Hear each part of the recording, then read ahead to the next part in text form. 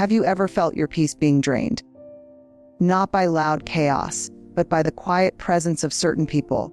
Quiet H. What if the greatest act of courage isn't loud confrontation, but a silent, sacred goodbye? Today, we explore how a wise woman quietly protects her soul by cutting off 5 types of people, and how you can too. Have you ever been around someone who, without saying much, leaves you feeling completely drained? Like after they leave, you notice your chest feels heavier, your mind fogger, your joy a little dimmer. The quiet, it's not magic or coincidence. It's the subtle way some people take more from us than they give. They are what I like to call energy vampires. Think about your energy as a delicate flame, warm, steady, alive. It's what fuels your passion, your kidness, your ability to show up for yourself and others. When you are around an energy vampire, it's as if they slowly come close and begin to blow on your flame, not gently to help it grow, but harshly. Their breath filled with complaints, bitterness, endless negativity. Each word, each story about their pain or their problems, no matter how real, feels like a gust threatening to snuff out your light. They might not mean to hurt you. Often, these people are fighting their own battles, lost in their own storms, struggling to stay afloat. But that doesn't mean you have to carry the weight of their struggle too. And the quiet H, a wise woman learns to recognize these moments. When your soul is being borrowed but never returned. She understands that protecting her energy is not an act of selfishness, but an act of self-love. It's saying to herself, I deserve to keep this light burning. Imagine trying to run a marathon with a leaky fuel tank. No matter how strong your legs, no matter how determined your heart, if you keep losing fuel, you won't make it far. Your energy is the same. It needs care, respect, the quiet ache, and protection. When you allow energy vampires to linger, your tank leaks until you feel empty, overwhelmed, and disconnected from who you really are. Cutting them off doesn't have to be loud or dramatic. Often, the most powerful act is silent. A gentle stepping back, a refusal to engage, a calm inner boundary that says, I am choosing my peace. This quiet courage can be the most revolutionary thing you do for yourself. Remember this, you cannot pour love, kindness, or strength into others if your own flame is flickering. By protecting your energy, you're not turning your back on compassion. You're ensuring that when you do give, it comes from a place of fullness, not depletion. So today, ask yourself, who in your life is quietly snuffing out your light? And what would it look like if you, like a wise woman, chose to protect your flame with fierce love? Have you ever handed someone the key to your heart, only to watch them carelessly drop it? Shattering the trust you built piece by fragile piece. Trust is sacred. It's the invisible thread that holds our relationships together. Quiet ache. The quiet promise that what we share will be honored and protected. When that thread breaks, it's not just a betrayal of the other person. It feels like a fracture within yourself. Imagine trust as a fragile bridge made of glass stretched across a vast river. Every time someone proves themselves worthy, that bridge glows stronger, shimmering with possibility. But when someone lies, betrays, or breaks their promises, it's like they've thrown a heavy stone, cracking the glass, making the path unstable. Walking across becomes terrifying. You start to question every step, every word, every feeling. A wise woman knows this deeply. She understands that her heart is not a playground for those who cannot respect its boundaries. She sees that each time she's to rebuild that bridge with someone who repeatedly breaks her trust, she chips away at her own sense of safety and worth. Quiety. and she knows. Some bridges are meant to be left unrepaired. Some rivers are safer left uncrossed. Trust is a gift, not an obligation. It's something she offers carefully, quietly, cautiously, but also courageously. Because to trust again after being hurt takes bravery. To open your heart knowing it might break. And still choosing to believe in the goodness of connection. But there's a difference between brave trust and reckless vulnerability. A wise woman chooses the former. She listens to the quiet voice inside that whispers, "This is not safe for me anymore." And she honors that voice by stepping back, by closing the door without noise or anger, by guarding her soul with fierce tenderness. It's not about revenge or bitterness. It's about sacred self-respect.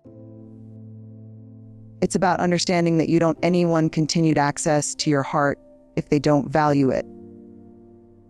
And sometimes, silence is the most profound answer. Not a battle, a plea, just a calm, resolute protection of what is precious. When trust is broken and the quiet ache, it can feel like the ground beneath you shifts. But remember, you are still standing. You are still whole. And with every step away from the untrustworthy, the quiet ache, you reclaim your power and your peace. So today, ask yourself, where in your life have you been trying to rebuild a bridge that's unsafe? And what would it feel like to quietly close that door and choose your own sacred safety? Have you ever walked away from a conversation feeling smaller than when you arrived? Like the air around you grew heavier, the light inside dimmed, and a voice inside your head started to whisper, "Maybe you're not enough." Chronic critics have a way of doing this, not with a roar, but with a relentless, quiet drip that seeps into your soul. These critics might be in your family, your circle of friends, or even inside your own mind. They are the voices that nitpick your choices, question your worth, or undermine your dreams. Quiet ache, like a cold winter wind that cuts through your layers. Their words chill your spirit and leave you trembling with doubt. Their judgment isn't always loud or obvious, and the quiet ache, sometimes it's subtle, disguised as concern or helpful advice. But the impact is the same. A creeping sense of not belonging, not measuring up, not being enough. Imagine yourself as a garden.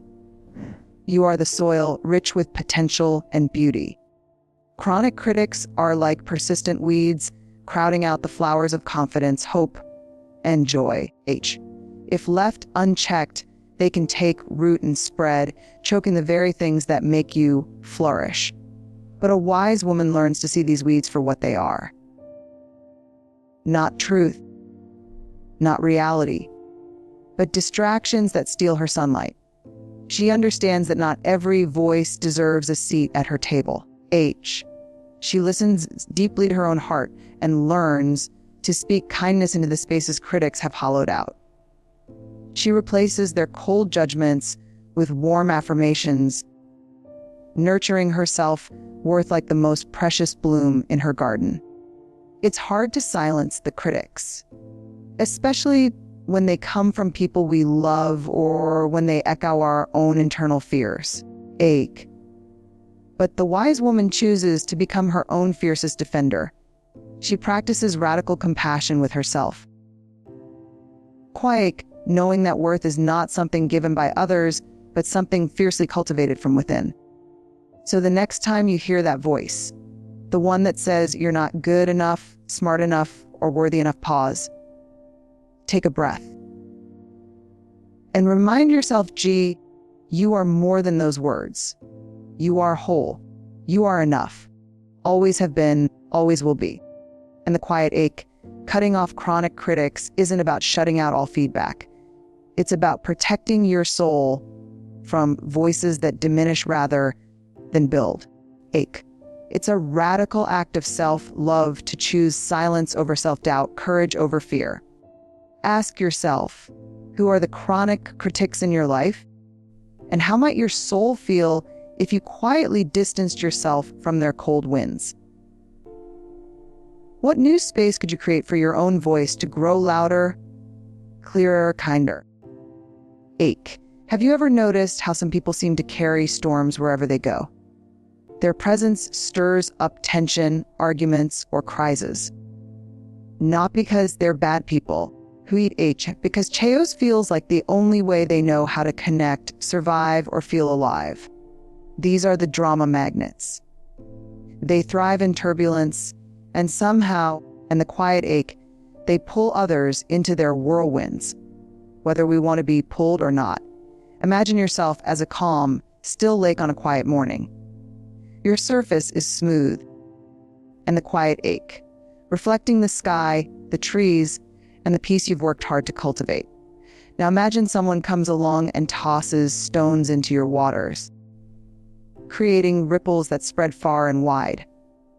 Each ripple disrupts your calm, your clarity, your sense of balance. The quiet H, this is what drama magnets do. They toss emotional stones that disturb your inner peace.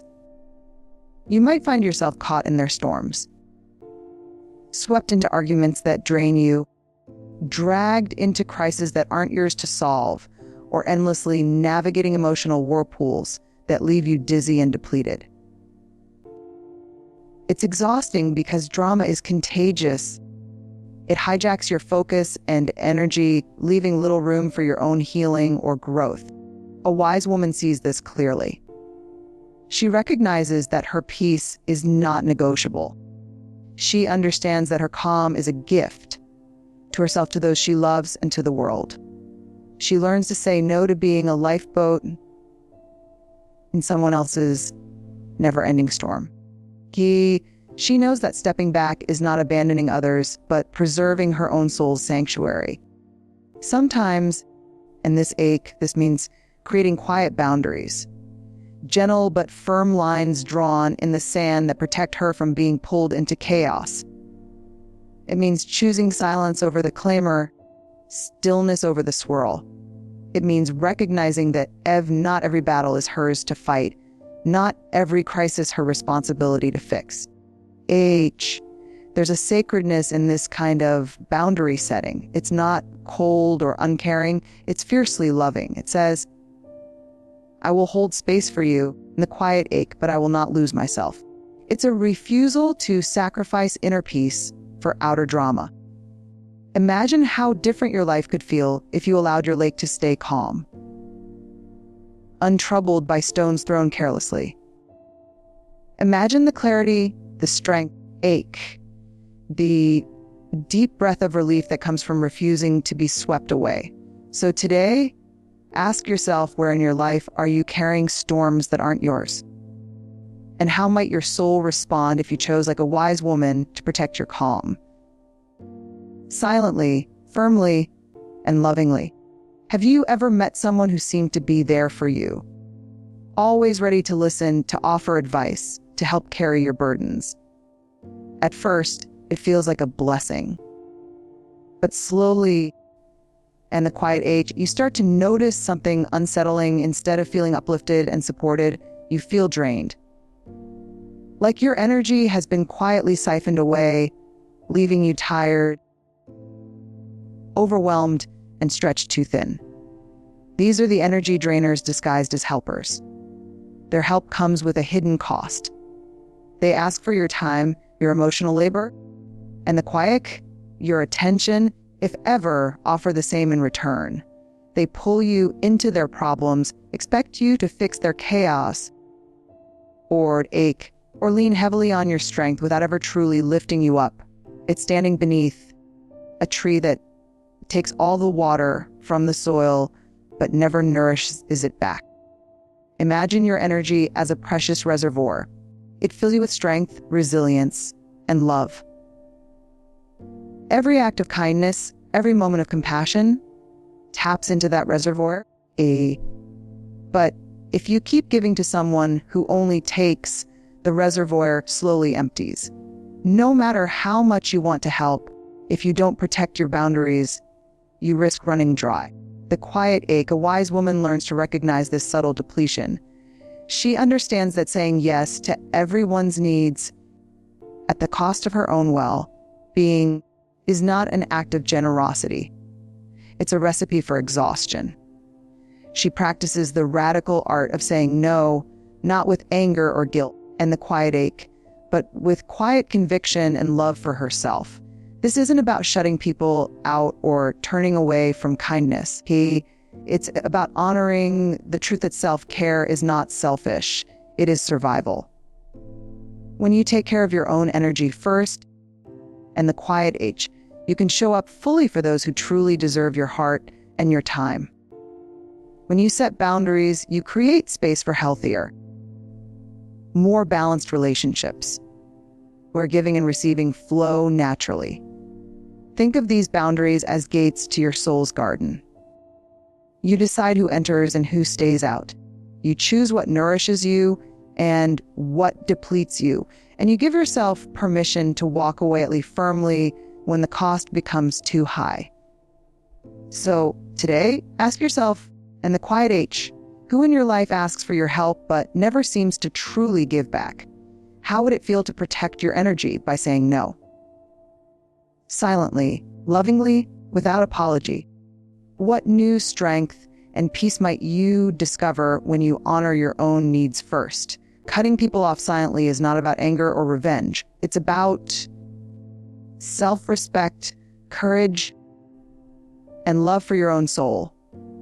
If this spoke to you, take a moment today to reflect who in your life needs to be quietly released. H. Like this video if you're ready to protect your peace. Subscribe for more deep soul, nourishing conversations. And remember, your worth is your power. Guard it fiercely.